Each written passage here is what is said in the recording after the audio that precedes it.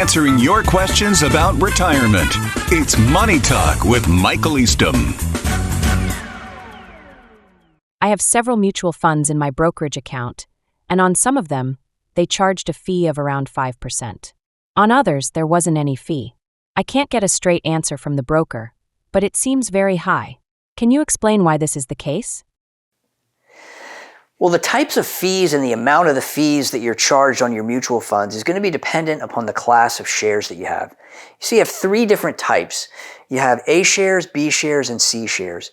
A shares, you're going to have front-end fees that are going to charge you when you purchase the fund. B shares are going to have deferred sales charges, so that you're going to have fees that typically are going to decline as time goes on. And then C shares, they don't have any fees up front, but they have higher 12B1 fees. So what's a 12B1 fee? Well, this is funny. 12B1 fees are a fee that all funds, whether they're A, B, or C shares, charge for advertising the fund. Now think about that. Is that a good fund? Is that a good fee for you? You're already in the fund, and yet the fund is charging you fees so that they can market to other people. That doesn't seem very helpful to you, right? No, it just erodes your profits.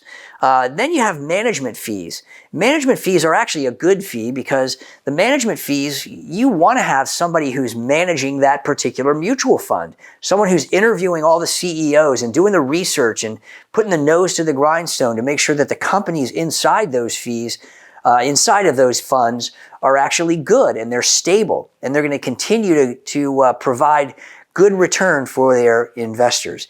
You do have to understand there are good fees and bad fees. One of the best ways to avoid a lot of those fees is to make sure that your advisor is a fiduciary utilizing actively managed portfolios of individual securities. That's one of the ways that you can reduce the amount of fees, because if you have a financial advisor who's putting you in mutual funds, now you're paying all the fees that we just talked about, plus you're paying a fee to the advisor to manage those mutual funds. You're getting double charged.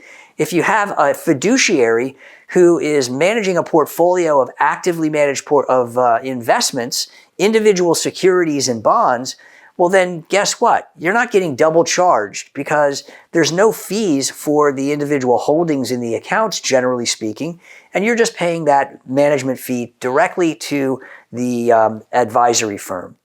Hope that helps.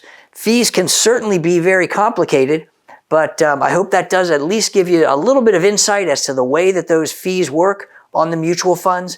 Make sure that you like this video and subscribe to our channel so that you continue to get these updates on a regular basis.